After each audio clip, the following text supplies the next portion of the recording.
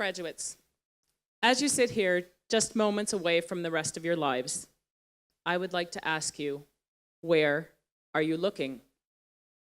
Graduates, friends, family, faculty, and administration, look left and look right. Look to those on either side of you and ask yourself, how many times have you relied on these people through the struggles and challenges that you have faced going through your classes and your degree? How many shared late nights? How many blurry-eyed assignments? How many disagreements with faculty? Binge food gatherings have you endured with those on your left or on your right? The sharing of common struggles were all endured, and you persevered with the camaraderie shared of those around you. Stop for a minute and appreciate your classmates, and then think about those who sat next to you at your last graduation. Do you remember who they were? Do you remember their names or faces? I encourage you, don't lose sight of those who are sitting on your left and on your right today. They may be your entrepreneurial business partner of the future, your troubleshooting soulmate, or the gatekeeper to your dream career years into the future. I think back to those who sat on my left and my right at my last graduation, and I think about how these were the people who I walked my university journey with, and who still are the people who I call to be the voice of reason, to give me a different perspective, or simply whom allow me to cry just because it hurts. Look left and look right, because these people will continue to walk this journey of life with you, and they will continue to influence and be there in ways that you cannot yet imagine. And after you've looked left and looked right, look back. Look back. Look back at those in this audience. Look back at those friends and family who have been there to support you along this way. Look back. Look back at those in this audience who are supporting you today, for whom you would not be here without them. I remember years ago when I started my doctorate, and my new advisor said to me at that time, "Do you have a strong friend and family cohort?" And I thought, this is a very strange question, that he sat silent until I answered yes. And he responded, "If you don't, you will not make it through this program." I think about that to this day, how right he was, the importance of my friends and my family. And I think about how demanding he was for that question. And now I ask you to ask yourself, how many have helped you along the way, simply because they believed in you? How many have helped you stay strong and focused when you didn't think you could go on? How many have helped you financially, or shared the burden or the load of responsibilities so you could pursue this degree? How many have encouraged you to be and achieve more than they were able to attain themselves? Look back into this audience and say thank you. Your celebration and meaning of this moment will mean so much more if shared in gratitude with those around you, those who have sacrificed and shared the burden with you along the way. And next, look up. Look up and think about those who are no longer with us physically, but with whom we still feel spiritually, cosmically connected, or maybe in energy. Though few in this audience study physics, do know that energy is real. And know that those who are no longer with us are still here. Feel their energy. Feel their presence. They are here smiling at your accomplishment. Look up and know how proud they are of your accomplishment and your ability to get here to this moment. It was due to their efforts and their struggles and their accomplishments to overcome, to persevere, and to avoid that you were able to get here to this monumentous occasion of graduation.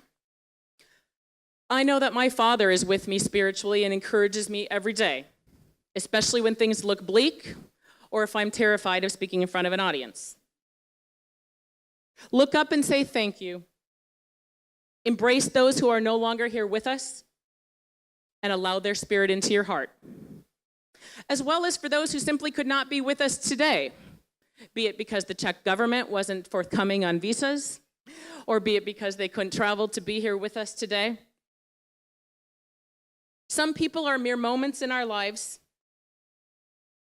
Some swirl around for a longer period of time, and others we cannot remember a life without.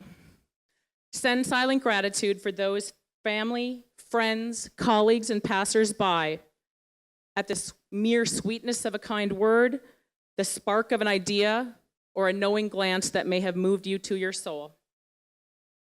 Energy and kind ideas will come from everywhere if you allow yourself to look, to listen, and to learn. Look up and around in silent gratitude, and then look down. Look down. I won't promise you that sometimes that's all you will be able to do, because life is going to challenge you in ways that you cannot imagine that you will be able to continue to endure. I think about some bosses that I've had, that I had to endure.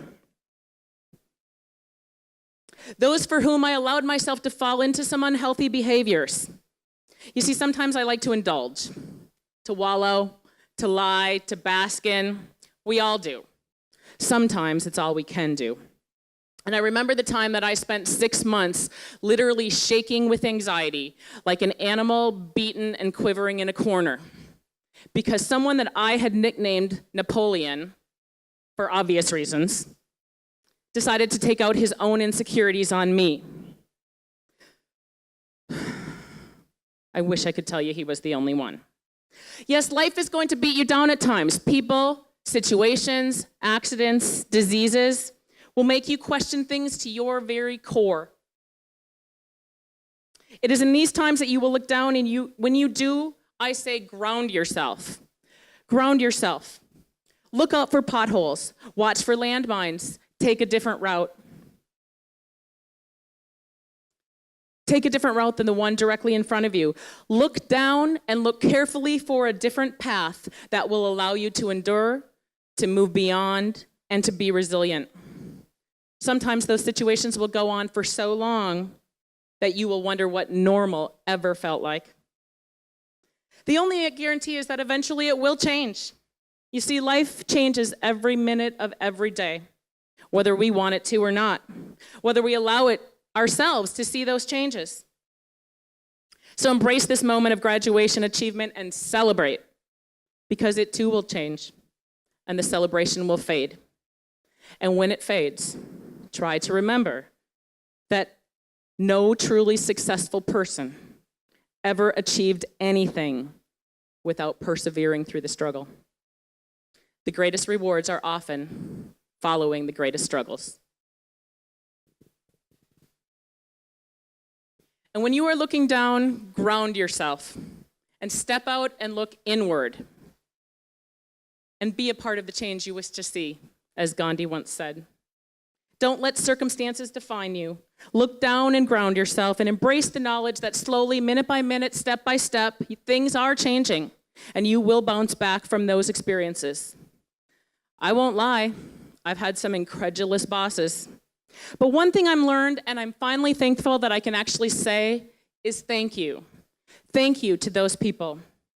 Because while looking down and looking inward, I used these years of education and experience and knowledge and belief in myself, and I trusted myself, and I endured, and I overcame, even better than before.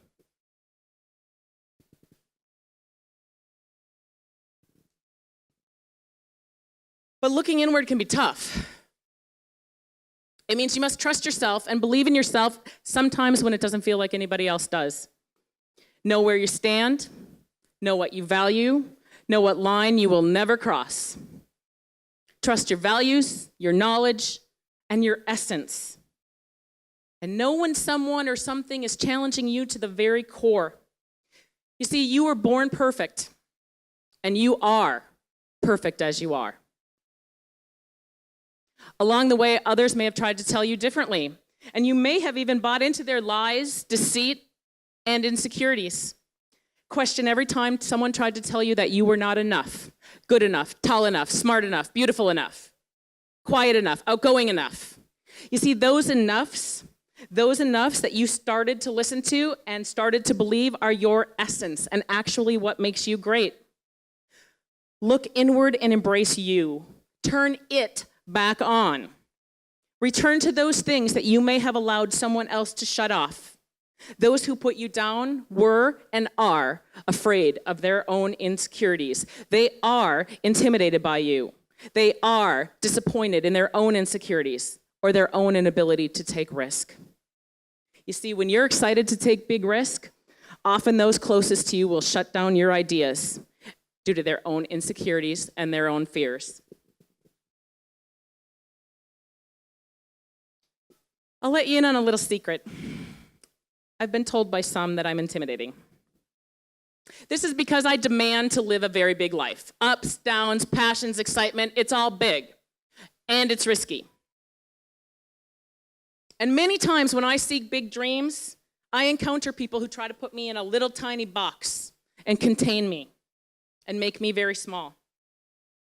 And it's at those times that I and you must look inward and must trust yourself.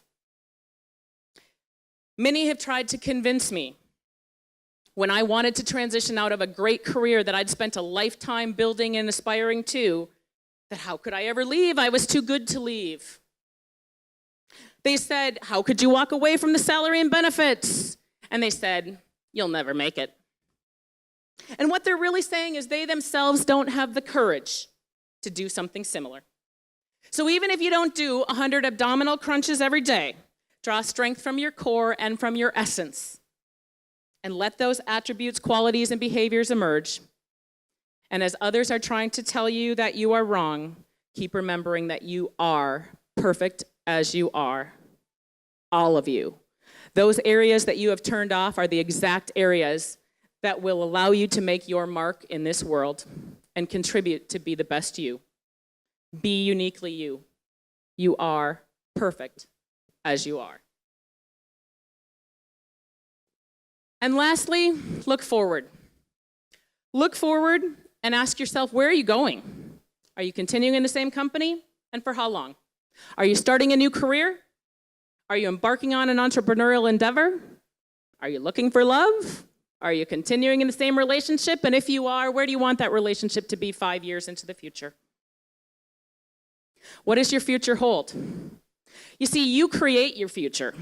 And to do so, you have to have a plan. And if you remember anything that I've said today, you remember just 3 things. The first one, embrace that you are perfect as you are. The second, that you create your future and you live your dreams by saying yes. And the third one, have a passion. Let me elaborate a little bit. You create your future. You draw the roadmap. Those dreams you have inside, let them out. There is nothing like the sensation of feeling your heart needs to beat out of its chest. Nothing. Let it. Be scared. You'll probably be terrified. I am. And when you are, find every way to ask yourself, if I died tomorrow, not living my passion and my dream, what regrets would I have? Because that's what you will sit on your deathbed and ask yourself. What regrets would I have if I didn't do it? Some dreams won't be able to be lived until well into the future. Never lose sight of them. Tell those who tell you that your dreams are too big that those are the people who have let theirs die. Be true to who you are, who you want to be, and the life you wish to lead. Keep your dreams alive, even if at this moment they can only smolder. Now, some of you may be thinking about those squelched dreams and wondering, can they be resurrected? Can I resurrect those squelched dreams? And I say, yes, you can. No, I don't say yes, you can. I scream, yes, you can. Say yes. Say yes. Say yes to everything that makes you scared. Say yes to everything that makes you uncomfortable. Say yes when historically you would have said no. Say yes to those fears. Yes to those challenges. those mountains you don't believe that you can climb, and say yes when others tell you no. By saying yes, you live the life that you choose. And often saying yes is merely a matter of looking at something from a different perspective. If your dreams have died, ask yourself, how many opportunities have I had to say yes and instead said no? Or came up with every excuse as to why I couldn't? Don't live your life in excuses. When you hit a wall, climb over it, dig under it, build a contraption and sail over it, build a bridge, smash it, explode it. Say yes to the things that you fear the most and maintain your internal flame. Do this by having and living your passion. Life may sidetrack you. It doesn't have to sidetrack your passion for your dream. I've met too many people who seem to have lost their passion, their spark, and their dreams. They've let life dictate and they merely respond or give an excuse. Graduates, maintain your internal flame. Family, friends, faculty, administration, maintain your internal flame and stoke its embers. I challenge you. Look left and look right. Supportively challenge these now alumni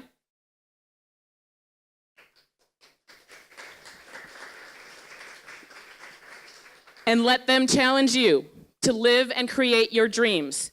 You will not and cannot do it alone. Look back at your family and friends who support you and let them. Do you hear me? Let them. Let them support you. Let them know when you are scared. Let them encourage. Let them soothe. Let them love you. And do the same for them. Live in gratitude and support. You cannot and will not do it alone. Look down and watch for what's coming. And remember that the only constant is change and that tomorrow things will be different. I didn't necessarily say better. I said different. Knowing that tomorrow will be different gives us the space to look at things uniquely.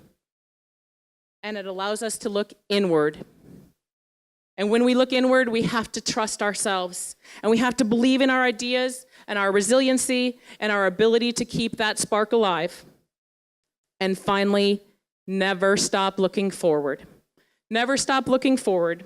Embrace that you are perfect as you are, that you can create your future by saying yes, have a passion, and live your dreams. And right now, be present and celebrate this very momentous occasion. Congratulations, graduates of the class of 2016.